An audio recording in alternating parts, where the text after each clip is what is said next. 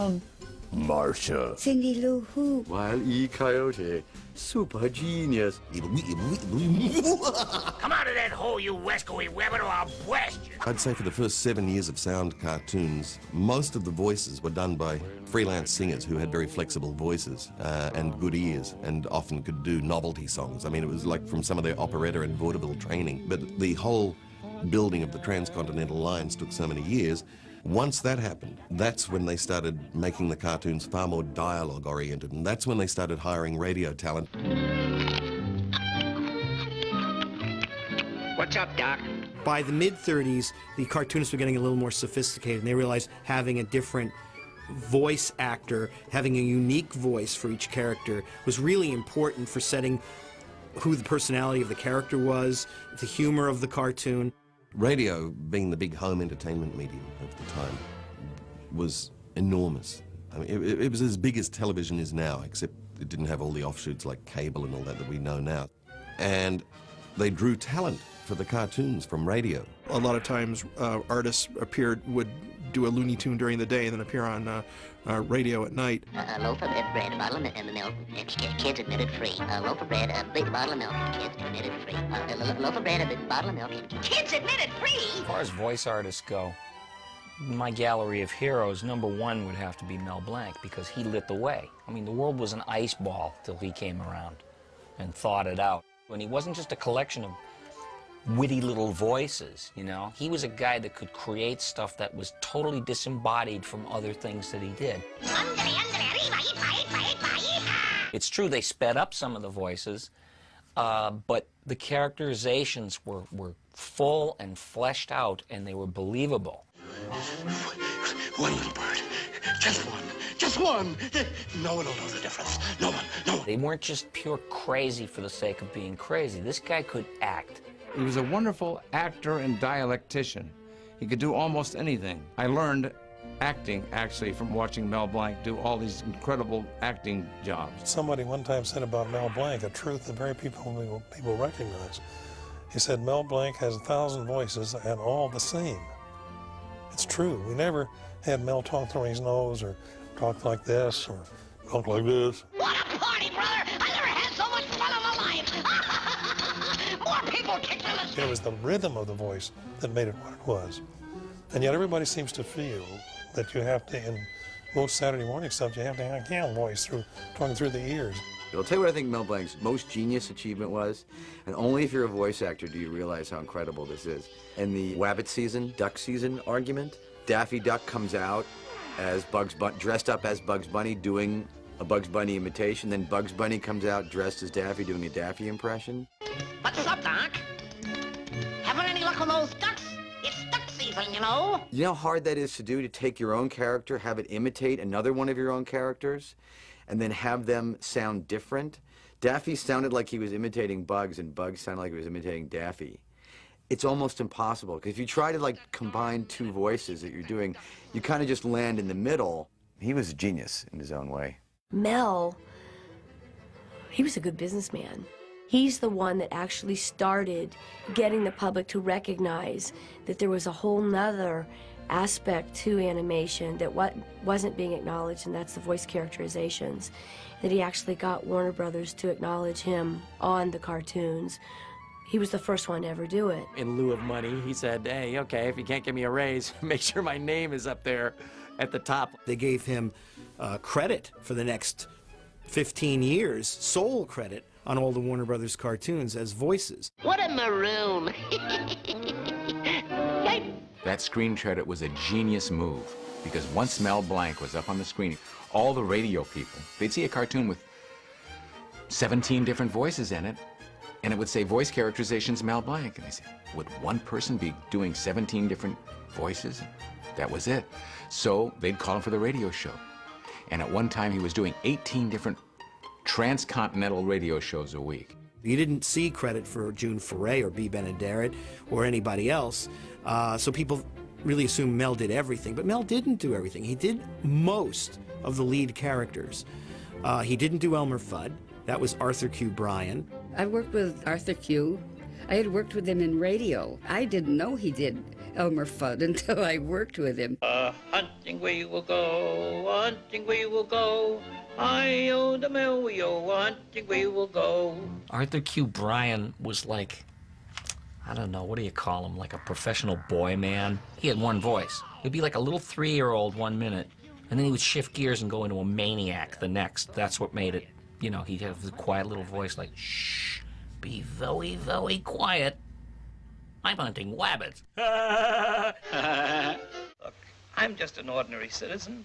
I don't profess to be a mental giant, but I do happen to know the meaning of the word free. That was his voice, really, when he did other things. He had that funny little raspy voice of his. And he was marvelous. It was wonderful for Elmer Fudd. That was a very strange voice. Mel was told to do it after Arthur Q. Bryan died. And he didn't really want to do it, but he did it. I don't want breakfast in bed. I hate breakfast in bed. Other voices in the Warner cartoons, in the earlier cartoons in the 30s and 40s, you'll hear Billy Bletcher. He's usually the rough, tough, you know, villain voice in a lot of the cartoons. He was most famous for being Disney's Big Bad Wolf. In fact, he was in Tex Avery's first Gold Diggers at 49. Billy Bletcher was the little 5-foot-tall man with the big bass voice. But I don't want to read a good book in front of a cozy fire. Other voices in the Warner Brothers cartoons include Stan Freberg. We can't go anywhere without mentioning Stan. Stan started doing voices as a teenager in the 1940s and kept, I think he still does voices today. Not bad, eh, boy? Yeah, sure. He worked against Mel Blanc in cartoons like the Hubie and Bertie cartoons and in many others where he played, you know, his companion. He also played characters that became well known like Pete Puma. How many lumps do you want? Oh, better give me a lot of lumps. A whole lot of lumps. Nobody did completely brain-dead, moronic, as well as Stan Freberg. I mean, Pete Puma and Junior Bear had to be two of the stupidest lummoxes to ever grace the animated screen. I don't know what that means. I guess it means that you have to be, you know, to play somebody really stupid, you have to be smart enough to play extra stupid convincingly. I don't know. My Paw by Junior Bear, age 7½. My Paw. We'd always record on the sets of actual motion pictures. They didn't have a separate recording studio like we do now for voiceover stuff. I guess to save money, or whatever the reason was, we'd go like to the set of the Humphrey Bogart movie, To Have and Have Not, and all the cartoons I ever did were on the set of a Warner Brothers movie. I'm real sorry, bud, but this bank is folding. Daws Butler, you know, was a great voice artist and went on to greater fame with the Hanna-Barbera studio doing practically their entire cast of characters for their first few series. He did Huckleberry Hound, he did Mr. Jinx and Pixie, he did Yogi Bear. He imitated Ralph Cramden and Ed Norton from the Honeymooners series. Hey, Alice, you ought to see what they're moving in. Like having Greenblatt's delicatessen right next door to us. Yeah, everything for the kitchen but a cat. They'll be feasting tonight, Ralphie boy. Daws got started, I think, doing impressions in a nightclub act and things like that. So he was used to imitating the sound of other actors. He just had this great range. In Yellowstone National Park, the geyser, old reliable, is always the center of interest. Even as I speak, a rumbling shakes the ground. The huge geyser is about to erupt. They had a lot of cartoons that, the way they were written, called for a mock narration, very serious, stentorian March of Time. And they used a KFWB actor called Robert Bruce. He was a trained actor. He wasn't just an announcer. Sometimes they couldn't get him, and they just used one of the radio announcers. Hey, don't do that. Don't move, fellas. Please don't eat all the food. I'm supposed to protect the place. I'm so deathly afraid of getting pretty as I grow older. Pretty? From the beginning, they always needed women as well as men, and so there were a few women voice actresses who are well known on radio. Bea Benaderet, who was becoming well known on radio, and she really did all the women, all the moms and the wives, and Granny. She was the first voice of Granny. I'm going to bed, and you two better remember what I told you. I don't want to hear one peep out of either of you. Not one. Good night. Along came a lady named June Foray, who's famous today, and she did about 60 Looney Tunes. She replaced Bea Benaderet as Granny on the Tweety and Sylvester cartoons. Did a lot of great voices. She was the second Witch Hazel. Bea Benaderet had done the first Witch Hazel voice. Friz Freleng called me over to do Granny. I thought she was a new character, and I learned later that Bea Benaderet had done this. So I didn't copy her voice because I didn't know.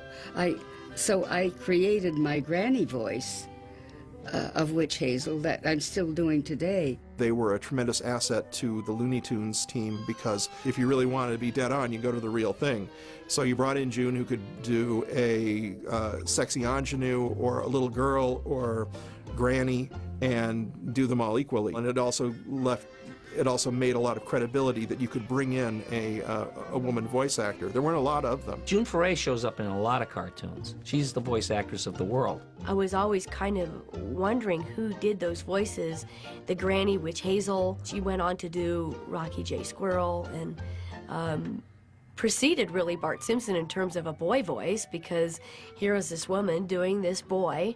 And so for me, I kind of looked at her and say, wow, she preceded me. A quote that Chuck made, he said, everybody says you're the female Mel Blanc. He said, well, Mel Blanc is the male June Foray, which I thought was very flattering.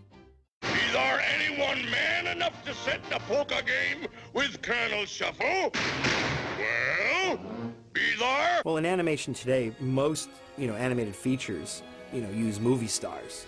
So there really isn't the breeding ground, as there was back in the 30s, 40s, and 50s, of radio. That type of person, it still exists in a small way with radio commercials, you can still hear voice acting, but basically it's a lost art. And there are very few people who specialize in it today, and they're working in cartoons. Obviously, animation has changed so much since those Looney Tunes were done, the technology and CGI and all that stuff, but I think the area that is practically unchanged is the area that us voiceover people work in. Really, I think it's pretty much the same as it was back then, a bunch of wisecracking weirdos that do funny voices and doing all this stuff that got you in trouble when you were in 4th grade. Today, especially if you're doing a series, you're with a group of people, because you couldn't do just one line at a time and then have the editor, he'd be working forever on one show. It was impossible. But in the shorts, we were always single. There's an anonymity that goes with voice actors that Mel Blanc, Bea Benaderet, all these guys could walk around and know that they are contributing to this art form and helping to make what became in time a classic. When I'm watching those shorts, I'm not considering those actors as voice actors because they're so good and their vocal characterizations are so convincing and so in the moment and so real that I'm not picturing a human being standing behind a microphone. It's hard to pull off. It's hard to do really well, and the Looney Tunes team showed us how it's done, and that will remain the benchmark for forever. Ladies and gentlemen, due to circumstances beyond our control, we are unable to continue with this picture. That's all.